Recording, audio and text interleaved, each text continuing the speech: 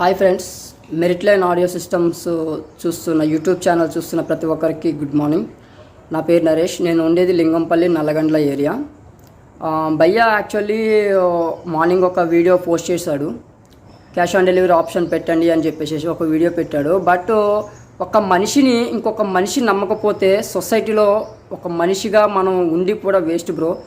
ఎందుకంటే చూడండి ఫ్రెండ్స్, ఇది నా 5.1 amplifier and home theatre system. Okay, actually నేను ఆయనకి అమౌంట్ మొత్తము వన్ టైం పే చేయలేదు బ్రో. ఆయనకి నేను గూగుల్ పే అండ్ ఫోన్పే ద్వారా నేను హాఫ్ అమౌంట్, అంటే నా దగ్గర ఎంత ఉంటే అంత ఆయనకి ఇచ్చుకుంటూ నేను ఆయన దగ్గర పెట్టుకున్నా.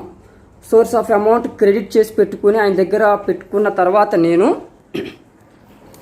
మొత్తం ఫుల్ అయిన తర్వాత ఒకసారి నాకు హోమ్ థియేటర్ చేసి ఇవ్వండి అని చెప్పేసి నేను హోమ్ థియేటర్ చేయించుకున్న తర్వాత నేను నుంచి ఆ అమౌంట్ తగ్గ హోమ్ థియేటర్ నేను చేయించుకుని తెచ్చుకున్నా. ఓకే, మనిషిగా అంటే ఒక విధంగా మీరు ఆలోచించవచ్చు బ్రో. ఏంటంటే మనకి అమౌంట్ ఇచ్చిన తర్వాత ఇస్తాడా లేదా అని మీరు అటువంటి ఆలోచన అయితే పెట్టుకోవద్దు. Rocky boy is a genuine. ఎందుకంటే నేను ప్రీవియస్గా ఒకసారి నేను పాత హోమ్ థియేటర్ ఉన్నప్పుడు, నాది F&D హోమ్ థియేటర్ ఉన్నప్పుడు నేను ఓన్లీ సబ్వూఫర్ కోసమని ఒక యాంప్లిఫైర్ చేయించుకున్నాను. ఆ యాంప్లిఫైర్ 4 టైమ్స్ లోడ్ ఎక్కువయ్యి మన F&D నుంచి వచ్చే సబ్ వాల్యూమ్ ఏదైతే ఉందో దానివల్ల లోడ్ ఎక్కువయ్యి 4 టైమ్స్ కాలిపోయింది. 4 టైమ్స్ కాలిపోయినా సరే ఆయన, నేను మీకు అమ్మేసినా కదా, అది కాలిపోతే నాకు సంబంధం ఏంటి అని ఆయన ఆ విధంగా ఆలోచించలే. 4 టైమ్స్ నాకు దాన్ని రీప్లేస్మెంట్ చేసిన తర్వాత కూడా నాకు దాని క్వాలిటీ కానీ దాని సబ్ వాల్యూమ్ ఎక్కువయ్యేది, ఆ పంచీ బేస్ అనేది ఎక్కువయ్యేది, దీని వాల్యూమ్ అనేది తక్కువ అయ్యేది. నాకు ఇంకా నచ్చక నేను ఏం చేశానంటే, భయ్యా మీరు ఇచ్చిన ఈ 4500 యాంప్లిఫైర్ ఏదైతే ఉందో అది మీరు తీసేసుకోండి, నాకు వద్దు.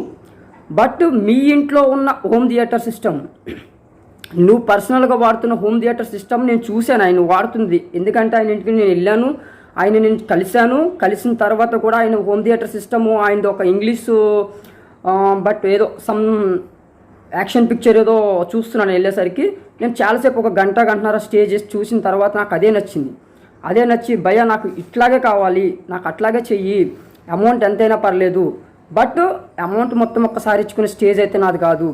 నేను హాఫ్ అమౌంట్ కింద నీకు నా దగ్గర ఎంత ఉంటే అంత నీకు ఇన్స్టాల్మెంట్కి ఇచ్చేసుకున్న తర్వాత నాకు ఫైనల్లోనే నాకు మొత్తం నీకు అమౌంట్ మొత్తం అయిపోయింది అన్నప్పుడు ఫైనల్లో నాకు హోమ్ థియేటర్ అని చెప్పి నేను 6 మంత్స్ వెయిట్ చేసిన బ్రో. నేను ఈ హోమ్ థియేటర్ మీకు చూపించిన హోమ్ థియేటర్ కొనడానికి, ఈ హోమ్ థియేటర్ నేను కొనడానికి 6 మంత్స్ టైం పట్టింది నాకు. అంటే 6 మంత్స్ టైం అంటే ఒకసారి ఆలోచించండి. 6 మంత్స్ వెయిట్ చేస్తాడు ఎవరైనా? నువ్వెవరో నాకు తెలియదు బ్రో, నువ్వు ఎక్కడ ఉంటావో నాకు తెలియదు, నువ్వు పైసలు ఇచ్చాను అంటున్నావు, నేను పైసలు వాడేసుకున్నా లేదు అని చెప్పి ఆయన ఫోన్ ఎత్తకపోయినా నష్టమే లేదు.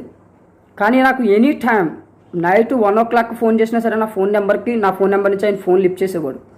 నమ్మండి బ్రో, క్యాష్ ఆన్ డెలివరీ పెట్టడానికి ఆయన దగ్గర అంత సోర్స్ ఆఫ్ అమౌంట్ లేదు. ఆయన ఏదో ఒక చిన్న ఇంట్లో, వాళ్ళు ఉంటున్న ఇంట్లో ఒక గదిలో ఆయన చేసుకుంటున్నాడు. అది మనలాంటి వాళ్ళు ఎంకరేజ్ చేయకపోతే, ఒక మనిషిని ఇంకొక మనిషి ఎంకరేజ్ చేయకపోతే ఇంకొక మనిషి ముందుకు వెళ్ళలేడు.